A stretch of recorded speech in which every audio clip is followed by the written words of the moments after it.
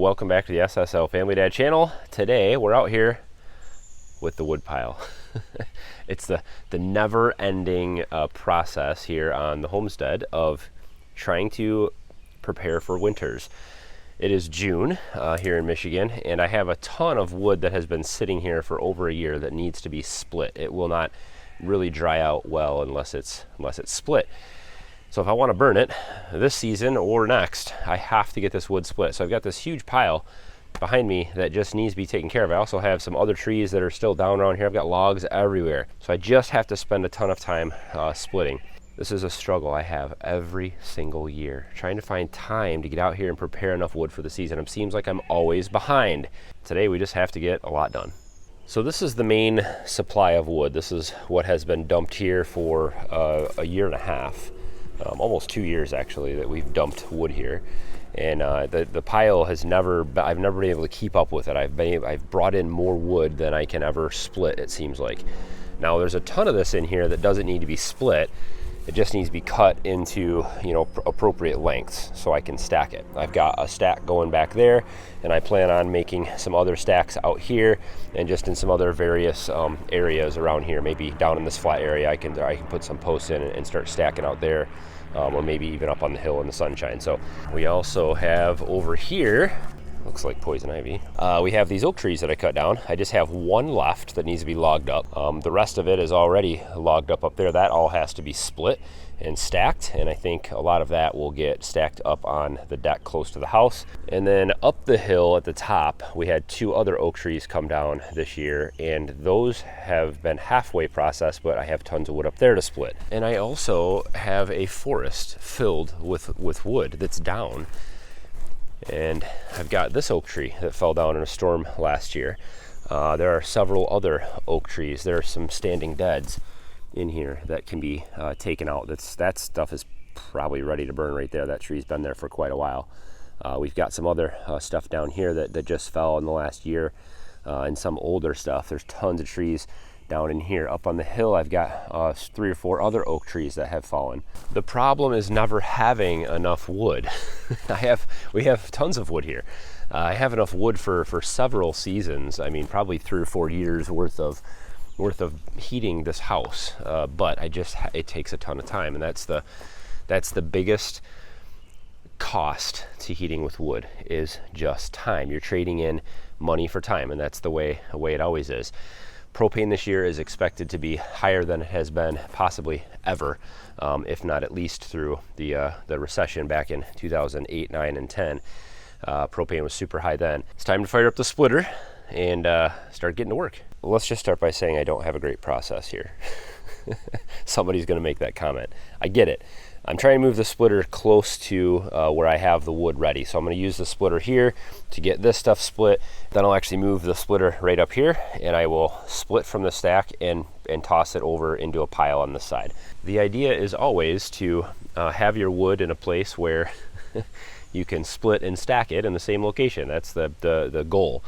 But the way this house is, the house is all up on the hill up there, and there's no room around the house. There's no flat space or driveway space or area to process wood or take trailers and all that stuff. So I forced to put it all down here, process it all down here, and then haul it by trailer up to the house and stack it in the garage and on the decks and other places around there, and then some of it down here. So it's extra processing, it's extra time, and it's extra energy expended, but man, does it save a lot of money, and man, is wood heat awesome.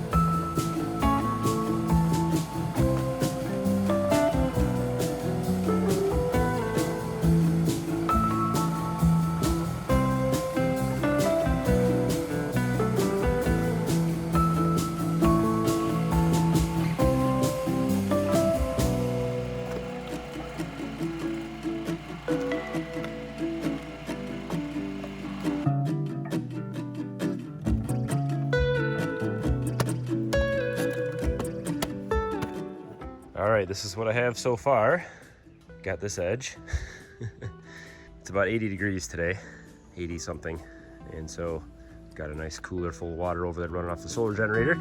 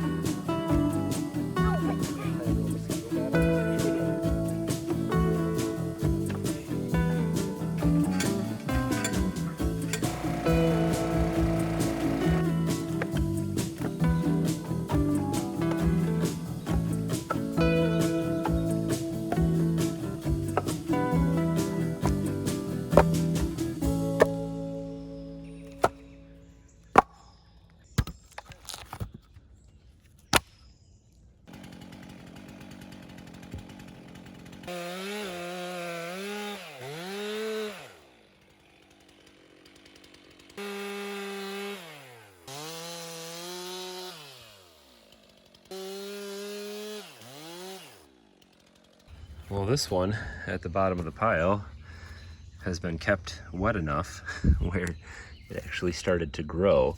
It's been here for over a year, laying in the bottom of the pile here. So this is, I used that Plant Identify app, and it looks like this is probably an American basswood, which is a very lightweight wood, but it'll burn just fine.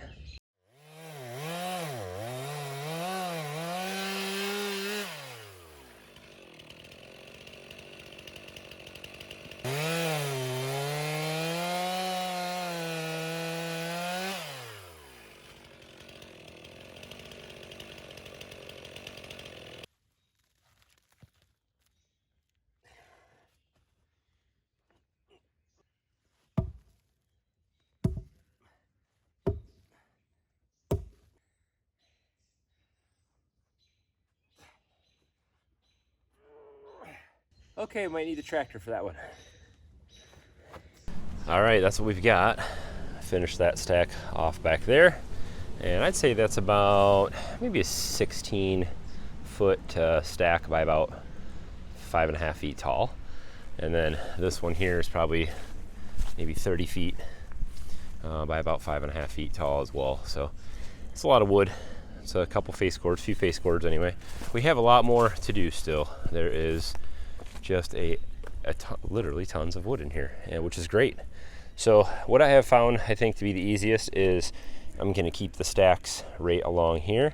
I'm going to move the splitter right through and pile all my wood behind it. Once the splitter gets out to the other side, I'll come back and stack all the wood, and then I'll move the splitter over and bring it back through the pile this way and keep making stacks that way. So it takes a little bit of time to get set up and to be able to pull it through, clearing enough wood out of the way, but I think it's going to work the best.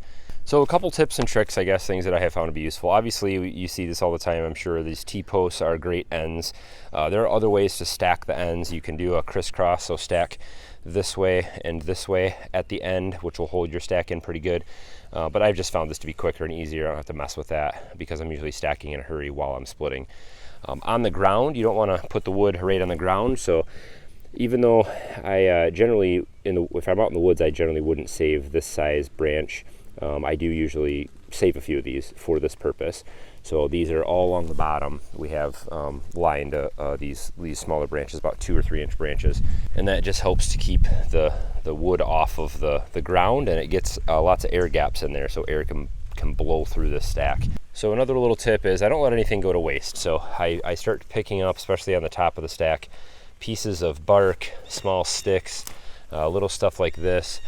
You'll see a piece of bark came off and I threw it on the top. That'll just help, water shed off the pile a little bit. All this kind of stuff I'll throw in here too. All the little splinters that came off during splitting. I'll just pick up scoops of this stuff every now and then off the ground, and I'll put it in the stack. A lot of times I'll just put it in there as I go. So you'll see little pieces in there and all that stuff. So that allows me, as I eat away this stack and take it up to the house, I will be taking all those little pieces with me, and that's my kindling that I'll use to start fires daily usually. Usually have a good bed of coals in there, and we'll throw some of this little stuff, little handfuls of this, usually in a cardboard box, and then throw some smaller pieces of split wood on top of it, and the fire will get going just fine. The other trick, I've talked about this before, is to stack multiple varieties of wood in your stack. The front of that stack is almost all oak, and that's just because I couldn't get to much else. But the back half of this stack is a mix of oak, cottonwood, basswood, elm, black walnut, cherry. There's a bunch of different things in here. So all various hardnesses of wood. That way, again, as you eat away at the stack for the wintertime, you don't have it all oak. It's hard to start a fire with oak in the morning. It's great to have a couple pieces of cottonwood to throw in there, throw some oak on top. So it's always good to have a variety of wood, fast burning and slow burning mixed throughout your stack. Once I get into a groove out here, I usually go by tanks of fuel. So I'll run the chainsaw until I'm out of gas, put the chainsaw away, fire the splitter up, run that through until I'm out of gas or out of wood, and then keep going back and forth. One thing that I have found as far as efficiency, I don't stack my wood while I am splitting most of the time, unless the stack is right next to me, because you're wasting a lot of fuel while the splitter is running. So I like to burn through and just split as much as I can, get it all on the ground, and then shut the splitter off, and then take some time to stack all that wood.